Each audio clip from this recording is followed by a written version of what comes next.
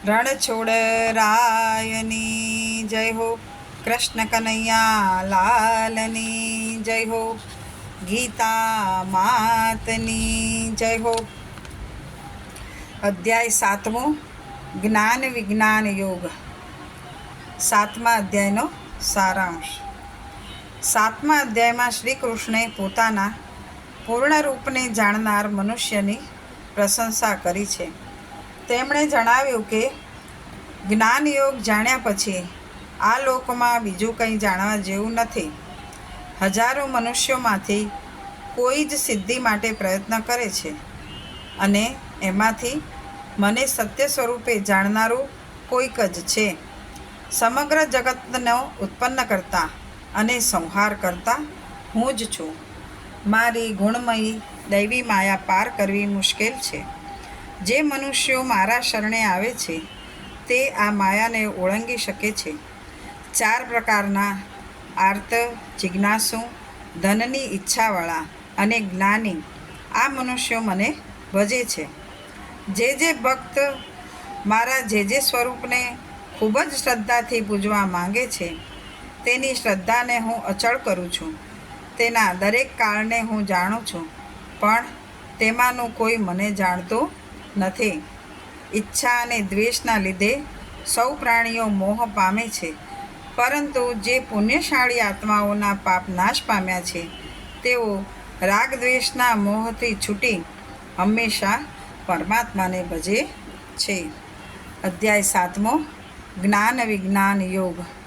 શ્રી કૃષ્ણ અર્જુનને આગળ કહે છે, હે પાર્થ, મારામાં જે પોતાનું ચિત્ત પરોવે છે, મારો આશ્રય લે છે, તેવો જો તું થઈશ તો હવે કોઈપણ જાતની શંકા વગર મને પૂર્ણ રીતે જે ઓળખે તે રીત તું સાંભળ.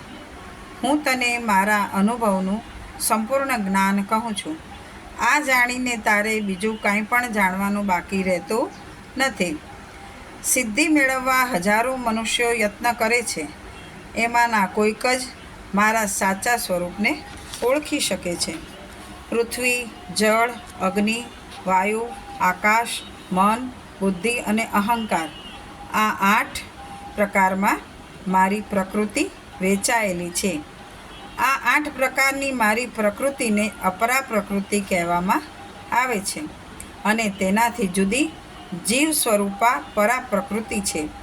આ પ્રકૃતિ વડે જગતને ધારણ કરવામાં આવ્યું છે. આ 2 પ્રકૃતિથી જડ ચેતન ઉત્પન્ન થયું છે. હું સમસ્ત જગતને ઉત્પન્ન કરનાર અને નાશ કરનાર છું. આથી મારાથી વધુ શ્રેષ્ઠ કોઈ નથી.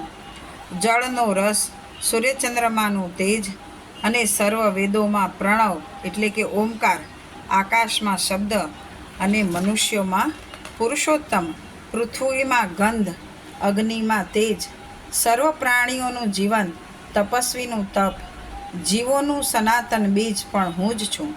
બુદ્ધિમાનોની બુદ્ધિ અને તેજસ્વીઓનું તેજ, સર્વ પ્રાણીઓમાં કામ અને સાત્વિક, રાજસિક તેમજ તામસિક ભાવોનું સર્જક પણ હું જ છું. હું એમનામાં નથી, પણ તેઓ બધા મારે આધીન થઈ મારામાં છે. મારી આ ગુણમયી દૈવી માયાને તરવી મુશ્કેલ છે. જેઓ શરણે આવે છે તે આ માયાને તરે છે. મારી આ માયાને કારણે જેનું જ્ઞાન નાશ પામ્યું છે તેવા દુષ્કર્મ કરનારા મને ઓળખી શકતા નથી, તેથી મારા શરણે આવતા નથી. દુઃખી, જિજ્ઞાસુ, વિષયી અને જ્ઞાની આ 4 પ્રકારના સદાચારી પુરુષો મને ભજે છે. આમાં પણ નિત્ય સદાચારી મને ભજનાર જ્ઞાની શ્રેષ્ઠ છે. આવા જ્ઞાનીને હું ઘણો પ્રિય છું. એવા જ્ઞાની મને પણ પ્રિય છે. જ્ઞાની તો મારો આત્મા છે, કેમ કે તે એકચિત્ત થઈ મારો આશ્રય કરી રહ્યો છે. આ જ્ઞાની વસુદેવ રૂપે છે. આવા યોગી અતિ દુર્લભ છે. જે મનુષ્યો પુત્ર, કીર્તિ, શત્રુ વિજય આદિ વિષયોની ઈચ્છાથી વિવેકહીન બની ગયા છે તે ભૂત, પ્રેત, યજ્ઞ આદિ દેવતાઓનું ભજન કરે છે અને પૂર્વજન્મની વાસના અનુસાર તે દેવતાઓની આરાધનાના નિયમોનું પાલન કરી દેવતાના સ્વરૂપે પૂજવા તેને ઈચ્છે છે. તેને તે દેવતામાં હું દ્રઢ કરું છું.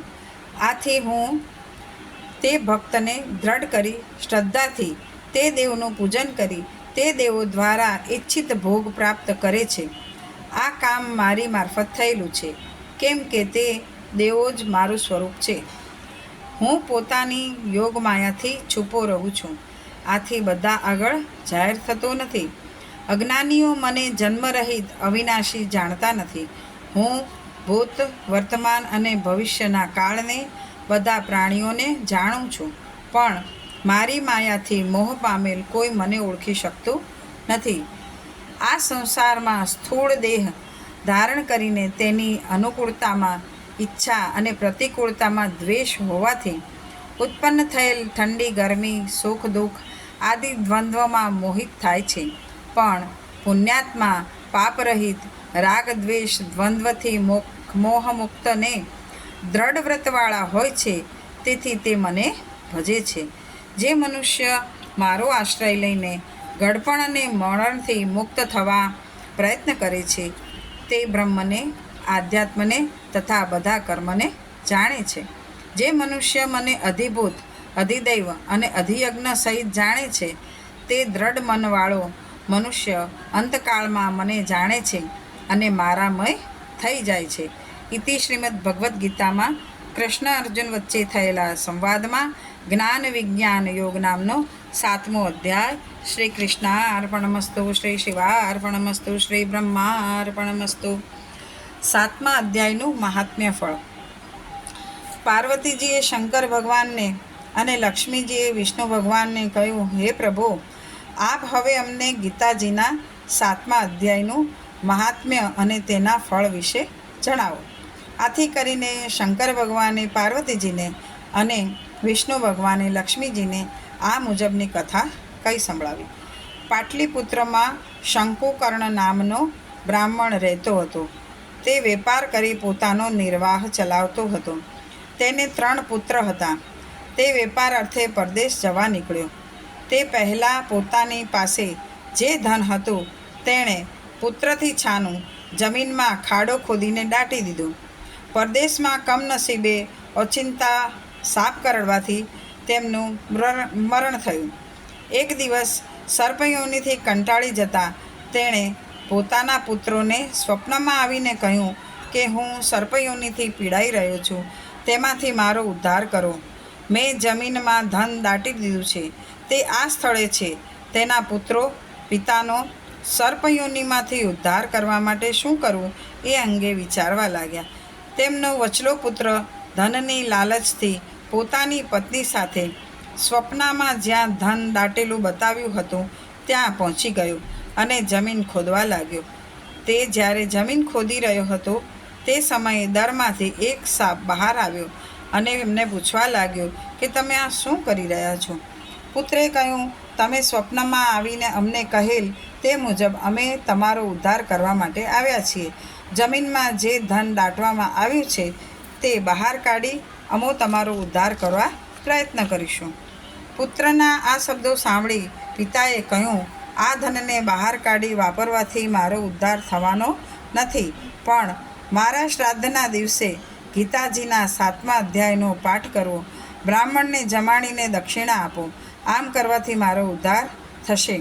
પછી તમારે 3 ભાઈઓ ભેગા મળી અહીં આવી જમીન ખોદીને ધન બહાર કાઢી સરખા ભાગે વહેંચી લેજો. વચલા પુત્રને લાગ્યું કે પિતાજીએ જે કહ્યું છે તે નહીં કરીએ ત્યાં સુધી તેમને ધન મળવાનું નથી. આથી પતિ પત્ની ઘરે જઈ બધી વિગત તેમના ભાઈઓને જણાવી દીધી. આ પછી 3 ભાઈઓએ ભેગા મળી શ્રાદ્ધના દિવસે બ્રાહ્મણોને બોલાવી ગીતાજીના 7મા અધ્યાયનો પાઠ કરાવડાયો અને પછી જમાડીને દક્ષિણા આપી. આથી કરીને તેમના પિતાનો સર્પયોનિમાંથી ઉદ્ધાર થયો અને તેઓએ જમીન ખોદી બધું ધન બહાર કાઢી સરખા ભાગે વહેંચી લીધું. ગીતાજીના 7મા અધ્યાયના પાઠથી પિતાની સાથે સાથે તેઓનો પણ ઉદ્ધાર થયો અને તેઓ વૈકુંઠને પામ્યા. રણછોડ રાય કી જય, ગીતા માતની જય, કૃષ્ણ કનૈયા લાલની જય.